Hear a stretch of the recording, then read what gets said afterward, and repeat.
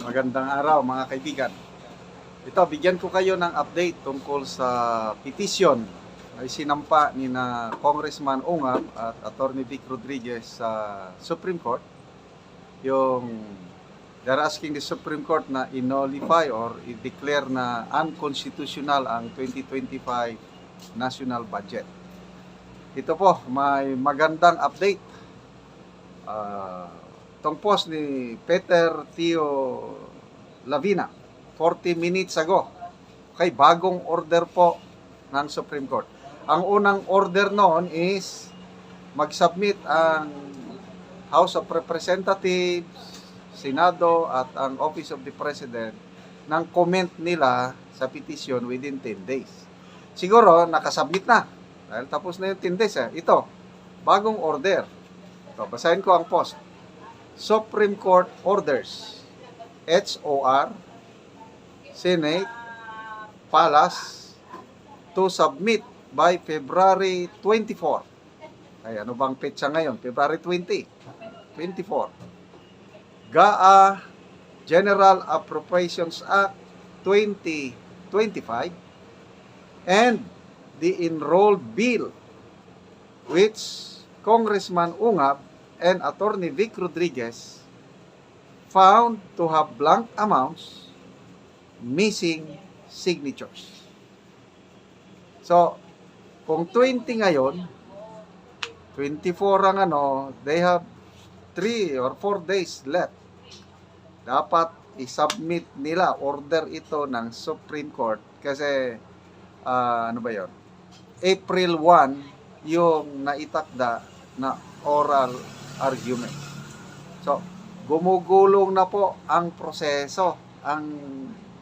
Kaya magpasalamat tayo sa Supreme Court sa dami ng trabaho nila, sa dami ng mga petisyon na sinasampa sa kanila.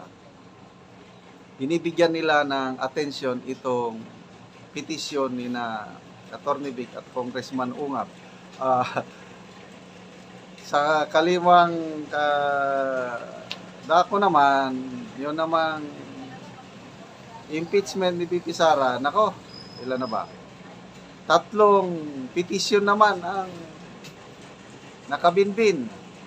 Unang petisyon, yung isang abogado, pinapaapura ang impeachment trial na ang Supreme Court utusan ang Senado na simulan kaagad. Yun. 2 petisyon, pinapa-stop naman. May humiling ng temporary restraining order ang mga abogado.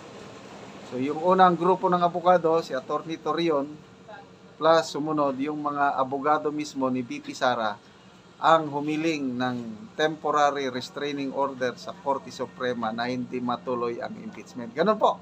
So, napaka-exciting na po ang nangyayari dito sa ating political situation na to me, it's part of our democratic system.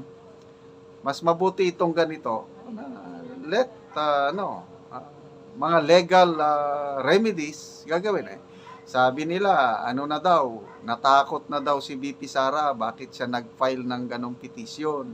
So, ang mga kongresista, lalo na yung Makabayan Black, umaangal, bakit pa daw magpunta sa Korte Suprema si VP Sara?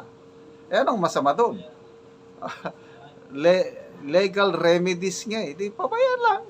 Okay, so balik tayo dito sa issue sa GAA. Vlog minsan si Attorney Vic Rodriguez tungkol sa enrolled bill.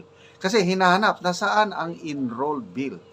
Okay, so i-review lang natin Una, BICAM report. Yun po ang basihan sa lahat. So nakita sa BICAM, maraming blanco. So yung BICAM, ang basihan ng enrolled bill, yung General Appropriations Bill. Hinahanap itong General Appropriations Bill. Sabi ni Congresswoman Kimbo, hanapin nyo sa archive ng Kamara. So, doon, nahanap. Nako, walang pirma. Walang pirma ang Senate President. Walang pirma ang Speaker of the House. walang perma ang House Secretary General ng dalawang chamber. Yun ang na-discoveryhan ni na Atty. Vic. Plus, of course, yung missing amounts. Bakit blanco sa BICAM report na ito established fact na ito? Ang dami ng mga kongresista na nagpatotoo na blanco nga. Kung ano-anong paliwanag ng mga kongresista, kailan wala, hindi, it's not a typographical error, it's not a grammatical error, yung blanco na yon, billions of amount ang na-involve. So, paano ngayon? Sino ang nag-fill in the blanks? Diyan sila, pag isubmit na yung enrolled bill na wala pang pirma, diyan na sila, mamumroblema. Sa tingin ko lang, I am not a lawyer. Kailan? Sina Atty. Vic Rodriguez plus kasama niyang abogado, hindi sila magpetisyon sa Supreme Court kung wala silang basihan. So, napaka-exciting na. So, February 24, isasubmit. I don't know kung pwedeng extend. But, anyway, April 1 pa ang oral arguments. Ito na ang medyo delikado.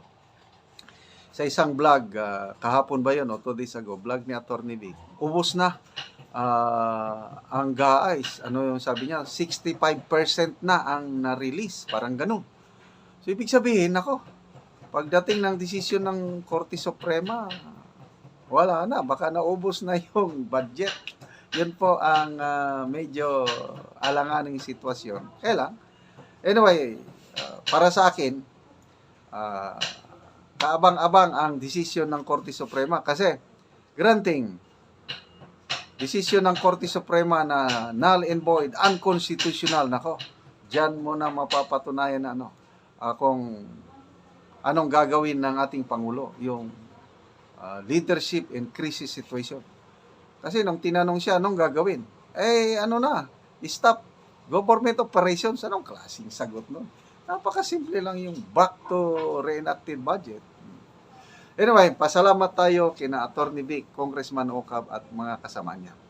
And pasalamat din ako sa inyo mga kaibigan na patuloy ninyong pagsubaybay sa ating mga vlogs.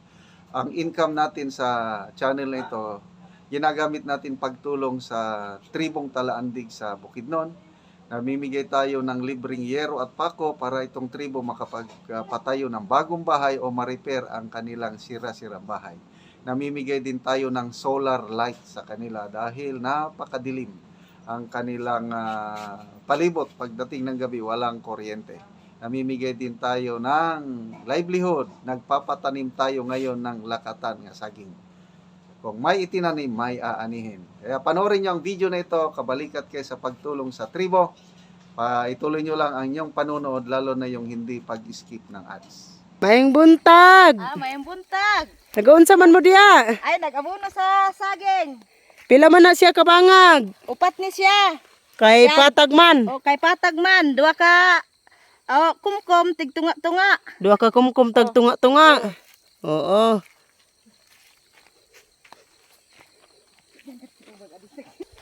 So, padayon gyud mo ani sa pag-abono. Padayon me. Pag-abono. Oo.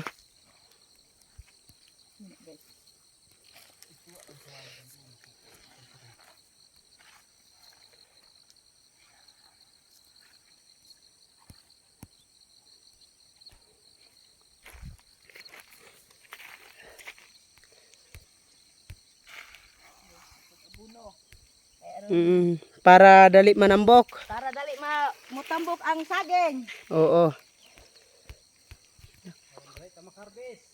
Adon dali ta makarbis ba? Mauas sa kalisod. Oo.